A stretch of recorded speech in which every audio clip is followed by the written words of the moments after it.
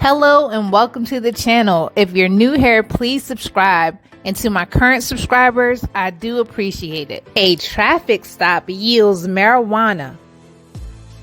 Parents, 5 kids are taken away. After a meeting in juvenile court on Monday, the Department of Children's Services will keep the 5 black children who were taken from their family during a traffic stop in Coffee County. The Tennessee Highway Patrol pulled over Bianca Clayborne and Deonte Williams last month because their car windows were darkened and they were driving in the left lane on I-24 without passing. They were going from their home in Georgia to a family funeral in Chicago. When the car was searched, 5 grams of marijuana were found. In Tennessee, this is a minor crime, so Williams was jailed. Clayborne was given a ticket and sent home with the couple's 5 kids. When we were done, the mother had custody of the kids, a THP colonel told Channel 2 News. Less than 6 hours later, DCS took the kids away from Clayborne while she was waiting for Williams to get out of jail. This family hasn't seen their babies in 30 days, the family's lawyer, Courtney Teasley, said at a news conference outside the Coffee County Justice Center after the closed-door juvenile court meeting. Teasley said that the younger child is a breastfed baby. Teasley said that Clayborne will also have to take a hair follicle test. With these tests, drug use can be tracked back several months. A week after their children were taken, both Clayborne and Williams had drug tests. Williams tested positive for THC, which is the part of weed that makes it work. Clayborne didn't pass the test. The couple was then asked to take a quick hair follicle test. Both of them tested positive for methamphetamines, oxycodone, and fentanyl. Both parents say they didn't use these drugs. A court official in Coffee County said they couldn't be used in court, and an expert said that rapid hair follicle tests are often wrong. DCS still used the results of the quick test in a court filing to say that Clayborne and Williams were severely abusing their children.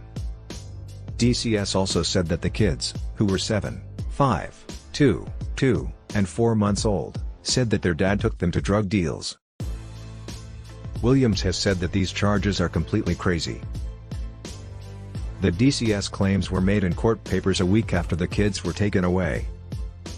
Teasley wouldn't say anything else about the meeting, including why the mother had to get a hair follicle test, because she was told not to by a court order. The parents also didn't say anything.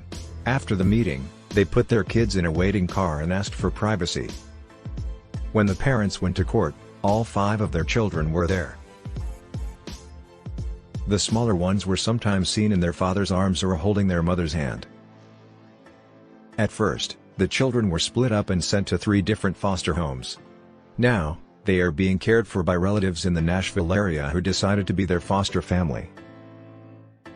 Inside the small county courthouse, there were also more than a half-dozen DCS officials, like its top legal counsel, deputy commissioner, and communications director.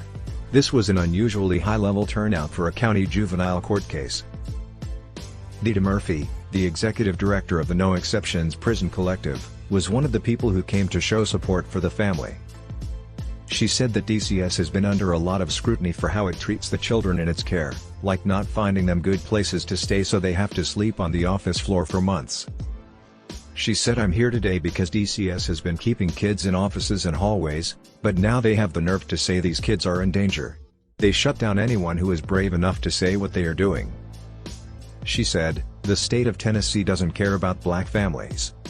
Tennessee doesn't care about black children. I'm here to tell you, baby, that it is not 1823 but rather 2023. We're going to fight for our kids, and we're going to win." Alex Dennis, a spokesman for DCS, responded to claims that the family was treated differently because they are black by pointing out that the agency is diverse, including the frontline workers who took the 5 children away from their family. "The case managers who are working on this case do come from different backgrounds," she said, noting that about 35% of the agency's caseworkers and 50% of the department's deputy commissioners are African American. A Tennessee Lookout story from last week brought a lot of attention to the case. The Tennessee Democratic Caucus requested that the agency give the kids back to their parents right away. Hours later, DCS filed moves to send the couple and their lawyers to criminal court for talking about what was going on in juvenile court. Monday, there were no information about how these motions turned out. I don't know if the Child Protective Service workers overreacted. I don't have children. That's no excuse for me not to know, but I'm really not sure how to call it. I'm going to play the video. Let me know what you think. And I'm Haley Wilgus. DCS took away a couple's children after a traffic stop and a misdemeanor charge. And tonight, Tennessee's Democrats are pushing DCS to give the kids back. DCS took the kids a month ago. Here's News 2's Adam Mincer. And when I went to go reach him, the man grabbed me. He told me, don't touch him. It was a promise to her kids she couldn't keep. And I'm just telling him, like, it's okay. Nobody's going to separate us. While driving from Georgia to Chicago, Bianca Clayborne and her partner, Deonte Williams, were stopped by state troopers. According to court documents, it was for having dark tinted windows and also driving in the left lane without passing. After being pulled over, documents say the trooper smelled marijuana and the parents admitted to smoking it. Troopers found 0.17 ounces of marijuana in the car. Later on, Clayborne's 5 kids were taken into DCS custody after a court ruling. The kids are young, ranging from 4 months old to 7 years old. And my oldest child, he was just looking at me like confused. And I just gave him a hug and I told him it's not your fault.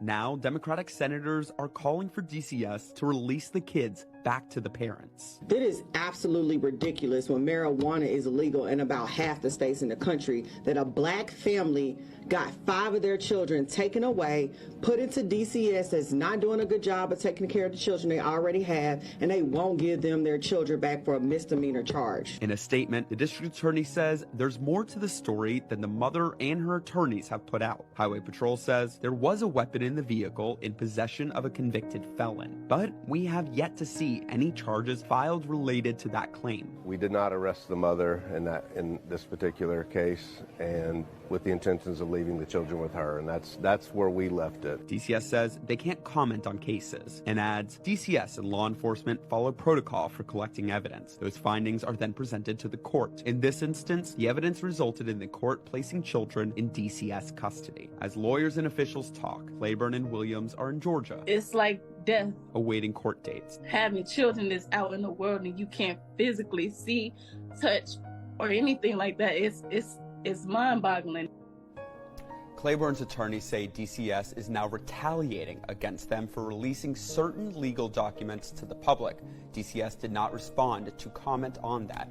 We're also continuing to ask the department what evidence they collected that led to these children being put in state custody.